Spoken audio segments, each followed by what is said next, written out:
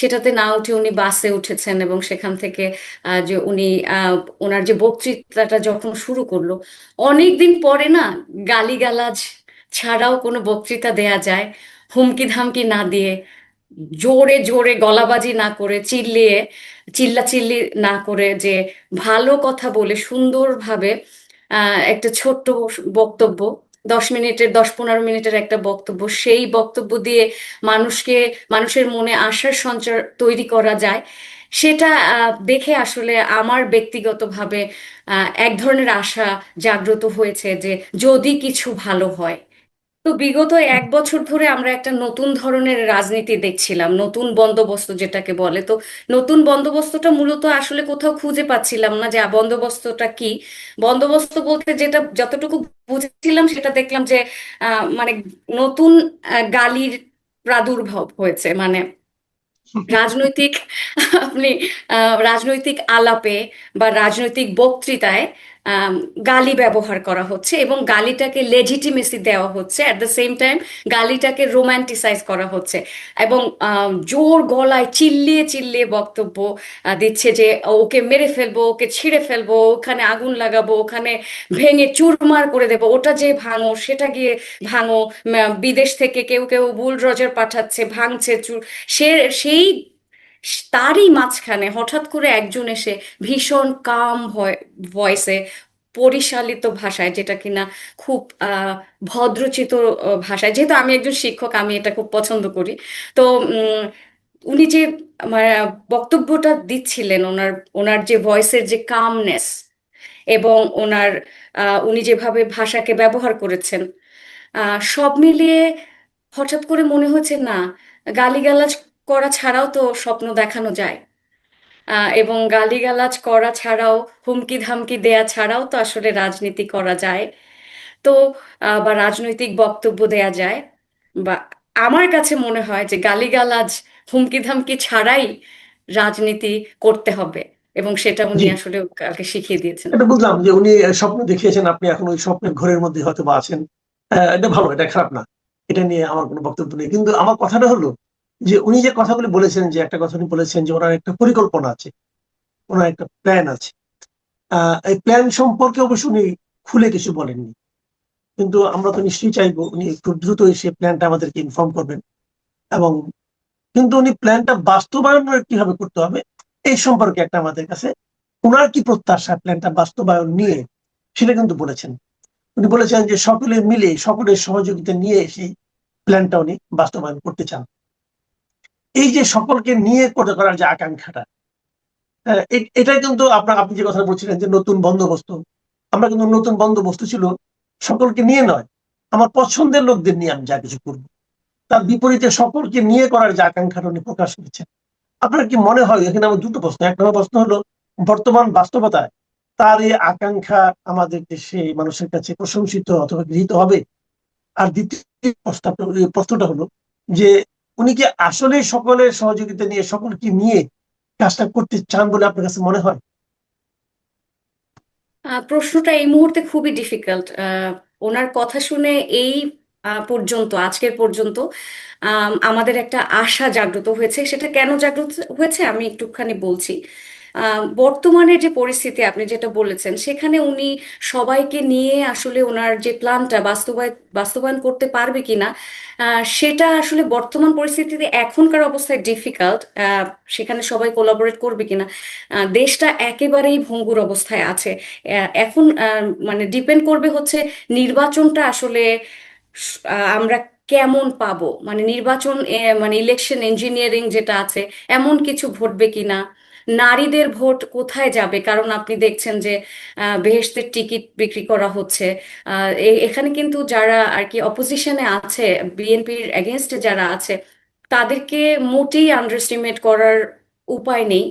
বিরাট একটা জনগোষ্ঠী তৈরি হয়েছে যাদের মব করে অভ্যাস হয়ে গেছে, তারা কথায় কথায় আন্দোলন করছে, কথায় কথায় মব করছে। সেখানে গণতান্ত্রিক ব্যবস্থায় কিন্তু যদি কোনোভাবে, যদি ধরেও নেই যে বিএনপি আসে বা আসবে, ধরেও নেই যে তারেক রহমান যদি ভবিষ্যৎ প্রধানমন্ত্রী হয়ও কারেন্ট ফিউচারে, তারপরেও এক ধরনের একটা অথরিটি কিন্তু তার থাকতে হবে। আমি কিন্তু অথরিটেরিয়ান গভর্নমেন্টের কথা বলছি না, যেহেতু আমি সবসময় বলি যে গণতন্ত্র বলতে কি বোঝায় আমরা যেহেতু বুঝি না। তো আপনি যখন কোনো অ্যাডমিনিস্ট্রেশন পরিচালনা করবেন, সেখানে কিন্তু আপনার সার্টেন ফর্ম অফ অথরিটি দরকার। আপনি ভাঙচুরকে আপনার অবশ্যই নিয়ন্ত্রণ করতে হবে, মবকে নিয়ন্ত্রণ করতে হবে। গত 1-1.5 বছর ধরে যে মব বাঁধ ভাঙা, যাদের কোনো নিয়ন্ত্রণ নেই, যারা যা ইচ্ছে তাই করেছে, সেটা কিন্তু 1 বছরে অভ্যাসে অভ্যাসে পরিণত হয়েছে। তারা এখন প্রতিবাদ মানেই ভাঙচুর, প্রতিবাদ মানেই অগ্নিসংযোগ, যে দেশের সম্পত্তিকে ধ্বংস করা, হ্যাঁ, বা আপনার পরমত, যেটা অপরাপর যে মত আছে সেগুলিকে আপনার নিষ্ক্রিয় করা, ধ্বংস করা। আপনি তাদের বিরুদ্ধে কিছুই বলতে পারবেন না। এখন ওইখান থেকে অথরিটিটাকে কতটুকু নতুন গভর্নমেন্ট তাদের উপরে আসলে ইমপ্লিমেন্ট করতে পারে, সেখান থেকে আবার আহ, এক মানে কয়েক মাসের মাথায় না বলে ফেলে যে এক ধরনের ডিকটেটোরিয়াল গভর্নমেন্ট হয়েছে। এখন বাংলাদেশে এমন একটা সময় এসছে যে যে কেউ যেমন এতদিন শুনেছেন ফ্যাসিজম, ফ্যাসিস্ট, এটা সেটা, এটা বলছে বলছে, বুঝুক আর না বুঝুক বলছে। এখন দেখা যায় যে খুব শক্তভাবে দেশের আইন শৃঙ্খলা নিয়ন্ত্রণ করা এখন সবচেয়ে বড় চ্যালেঞ্জ হয়ে দাঁড়াবে নতুন গভর্নমেন্টের উপরে। এখন এই জিনিসটা যখন করতে যাবে, তখন কিন্তু তারা একটা বদনাম তাদের মানে সহ্য করতে হবে, বলবে যে এই যে আগের ফ্যাসিস্ট গভর্নমেন্টের মতো তারাও ফ্যাসিস্ট হয়ে উঠছে, এগুলি করবে। কিন্তু একটা জিনিস, আপনি যদি প্ল্যানটাকে বাস্তবায়ন করার একটা একেবারে কন্টেম্পোরারি আজকের সকালের উদাহরণটা দেখেন, তাহলে আমি অদ্ভুত সুন্দর একটা উদাহরণ বলতে পারি। কালকে যে বিশাল জনসমাবেশ হয়েছে, তাতে কিছু গাছপালা ভেঙেছে। তারপরে আপনার ময়লা আবর্জনায় পরিপূর্ণ হয়ে গেছে 300 ফিট, বা এয়ারপোর্ট রোড থেকে শুরু করে। সেখানে বাংলাদেশের মানুষ তো দায়িত্ব নেয় না, তারা তাদের রেসপন্সিবিলিটি জানে না, তাদের সিভিক ডিউটি জানে না, তারা মনে করে যে এটা সরকার করবে। তো আজকে সকালবেলা দেখলাম বিএনপির নেতৃবৃন্দ এবং বিএনপির মানে ছাত্রদল, এরা মিলে সিটি কর্পোরেশনের কাছ থেকে অনুমতি নিয়ে, বা সিটি কর্পোরেশনের সাথে কোলাবোরেট করে, এবং প্রচুর ভ্যান সেখানে হচ্ছে আপনার ওয়েস্ট পিকিং যে ভ্যানগুলি আছে সেগুলি নিয়ে, এবং ওয়েস্ট পিকার যারা কিনা ময়লা সংগ্রহ করে, প্রচুর পরিমাণে মানুষ নিয়ে এরা সবাই মিলে সেটা পরিষ্কার করছে, যেটা আমি আগে কোনোদিন দেখিনি। যেহেতু আমি সলিড ওয়েস্ট ম্যানেজমেন্ট নিয়ে থিসিস আমার ছিল, এটা সুতরাং এই জিনিসটা আমার খুব চোখে পড়ে। এবং তারা বলেছেন যে গতকালকে যে পরিমাণ মেস হয়েছে, এখানে ময়লা আবর্জনা হয়েছে, আমরা সিটি কর্পোরেশনের সাহায্য নিয়ে কালকে রাতেই কিন্তু ওনারা নাকি এই বিষয়ে সিদ্ধান্ত নিয়ে ফেলেছেন যে আমরা কালকে পরিষ্কার করব। এবং আজকে তারা একদম সকাল থেকে পরিষ্কার করা শুরু করেছে। এবং তারা এটাও বলেছে যে যে জায়গায় গাছ ভেঙেছে সেই জায়গায় আমরা অনুমতি নিয়ে আবার গাছ রোপণ করে দিব। তো যে যে তারা ক্ষতি, তাদের যেহেতু এটা তাদের জনসভা ছিল, তাদের দ্বারা যেটুকু ক্ষতি হয়েছে সেগুলি তারা সুন্দর করে পূরণ করে দেওয়ার চেষ্টা করছে। এটা আমার কাছে প্ল্যানের এক্সিকিউশনের একটা হ্যাঁ, এটা ফার্স্ট আসলে স্টেপ কিন্তু হচ্ছে। আমাদের দেশের জন্য একটা একটা নতুন উদাহরণ আমার মনে হয়, যেটা এখান থেকে আমরা কিন্তু শিক্ষা নিতে পারি। জনসভা তো এটাই শেষ জনসভা নয়, এরপরেও তো এই ধরনের জনসভা হতে থাকবে। বিভিন্ন রাজনৈতিক দলও করবে, বিএনপিও করবে। বিএনপি যদি তার পরবর্তী জনসভাগুলোতে এই একই ধরনের আচরণ করে, তাহলে সেটা কিন্তু অন্য দলগুলোর জন্য একটা কিন্তু প্রেরণা হিসেবে কাজ করতে পারে, এই দেশের মানুষের জন্য একটা প্রেরণা হিসেবে কাজ করতে পারে। তো এই ধরনের বড় কাজ তো বড় দলগুলির করা উচিত। এটা আমি অবশ্যই পরিবর্তনটাকে আমি খুবই প্রশংসা করি। আপনিও খুব ভালোভাবে প্রসঙ্গটা তুললেন। জি, আপনি বলুন, তারপরে থেকে আপনার আরো প্রত্যাশাগুলি শুনি। আম, তো সকালবেলায় একটা প্ল্যান তারা গভর্নমেন্টের না থেকেও গভর্নমেন্টের সাথে মিলেই এক্সিকিউট করেছে। আপনি যেটা বলেছিলেন যে সকলের সাথে মিলে মিশে করতে পারবে কিনা, দেখেন আমাদের দেশে সারাটা যুগ ধরে একেবারে স্বাধীনতার পর থেকেই ডিভিশনের রাজনীতি চলছে, প্রতিহিংসার রাজনীতি চলছে। এখন গতকালকে তারেক রহমানের বক্তব্যে আমি ভারত বিরোধিতা দিয়ে সে শুরু করেনি, ফ্যাসিস্ট ফ্যাসিস্ট বক্তব্য দিয়ে সে শুরু করেনি। তো এখানে ওনার ভয়েসে এখন পর্যন্ত আমি খুব বলতে পারেন যে ওরকম প্রতিহিংসা দেখতে পাইনি। তো তারা যদি জিতে যায়, আজকে যে কর্মকাণ্ড তারা করেছে অসাধারণ, সেটা তারা কি কন্টিনিউ করবে কিনা সেটাও একটা প্রশ্ন। যে জেতা পর্যন্ত কিনা। আম, তারপরে হচ্ছে যে বাংলাদেশের মিডিয়াগুলি, আমি একটুখানি ক্রিটিসাইজ করতে চাচ্ছি এখন মিডিয়াকে। সেটা হচ্ছে যে তারেক রহমানের আমি প্রিভিয়াসলি কিছু বক্তব্য দেখেছি ইংল্যান্ডে বসে, উনি ঠিক আসার আগে ওখানেও উনি কিছু জনসংযোগ করেছিলেন। সেখানে উনি বলেছিলেন, ওখানে সবাই ওনার নামে মিছিল দিচ্ছিলেন লোকজন, তখন উনি বলেছিলেন বিএনপির নেতা কর্মীদেরকে যে I don't enjoy it at all. আপনারা যে তারেক রহমান জিন্দাবাদ বলছেন, এটাতে আমি খুব একটা খুশি হই না। এটা শুনে আমার কাছে ভীষণ ভালো লেগেছিল। তার মানে কি, উনি চাটুকারিতা আসলে পছন্দ করে না, বা পাচাটা ওনার পা চাটলে যে উনি খুব খুশি হয়ে যাচ্ছে সেটাও না। তো এই এখন মিডিয়া তাকে নিয়ে আসলে কোথায় যাবে? তাকে কি কনস্ট্রাকটিভ ক্রিটিসিজমের মাধ্যমে একটা সুন্দর দেশ গড়ার দিকে নিয়ে যাবে, নাকি অতিরিক্ত চাটুকারিতা করে আম, উনি যদি নাও চায় তারপরেও শুধুমাত্র বিএনপির বা ওনার দলের গুণগান করতে থাকবে? এরকম যদি হয় তাহলে কিন্তু অ্যাকাউন্টেবিলিটি থাকবে না। তাহলে এতটা প্রশ্রয় কিন্তু কারো জন্য সুখকর হয় না। প্রত্যেকটা মানুষের অ্যাকাউন্টেবিলিটির প্রয়োজন আছে, হ্যাঁ। তো এখানে মিডিয়ার একটা বড় ভূমিকা আছে, সুশীল সমাজের একটা বড় ভূমিকা আছে, যারা কিনা মেইন স্ট্রিম টেলিভিশনে যে সমস্ত মানুষগুলি টক শো করে, তাদেরও একটা কনস্ট্রাকটিভ ক্রিটিসিজম বা সবাই মিলে কি করে দেশকে গড়া যায় সেদিকে যেতে হবে। এক্ষেত্রে বিগত আহ, এক এক বছর বা 1.5 বছরে আমরা প্রতিহিংসার রাজনীতি দেখেছি। নতুন বন্দোবস্তের যে ছোট ছোট ছেলে মেয়ে, তাদের মুখে প্রতিহিংসা ছাড়া আমি কোনো বক্তব্য দেখিনি। হিংস্রতা আম, মনে হয় যে এখনই খেয়ে ফেলবে ছিঁড়ে। তাদের বডি ল্যাঙ্গুয়েজ দেখবেন যে যে এনসিপির ছেলে পেলে আছে, জামাতের ছেলে পেলে আছে, ছিঁড়ে কেটে ফেলে দিবে। যেমন ধরেন, আপনি দেখেছেন নিশ্চয়ই রাজশাহী বিশ্ববিদ্যালয়ের একটা ঘটনা। রাজশাহী বিশ্ববিদ্যালয়ের যে এজিএস বা যারা নির্বাচিত হয়েছেন, সে আম, রাজশাহী বিশ্ববিদ্যালয়ের যে আওয়ামীপন্থী যারা আছে, যে বা ছিল, তাদেরকে সে শত্রু মনে করছে, এবং সে নিজে একটা রেজিগনেশন লেটার লিখে এনেছেন এবং এত বিশ্রী ভাষায় বলছেন যে এটাকে আপনার কষ্ট করে লিখতে হবে না, আমি লিখে এনেছি, আপনি সই করে দেবেন। এবং সে কিভাবে তার শিক্ষকদের সাথে গলাবাজি করছিল, গালিগালাজ করছিল, এবং এত নোংরা ভাষায় এই সমস্ত ছেলেপেলে কথা বলছে, এরা নাকি ইসলামী পন্থার রাজনীতি করে।